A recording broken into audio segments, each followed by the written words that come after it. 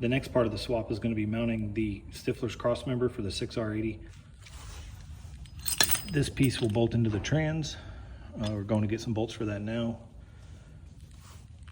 And then that's going to be for the driver's side, that for the passenger side, and that's the hardware you bolt through the factory frame rail.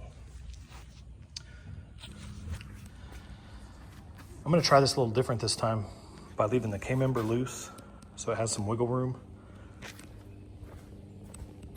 And then the transmission is lifted up by this jack.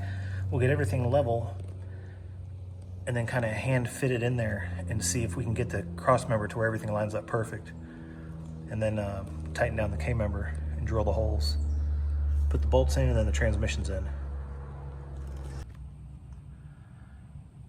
This transmission didn't come with this bracket, the factory one, so we didn't have the bolts for it. These are going to be M12 by 1.75 and about an inch long.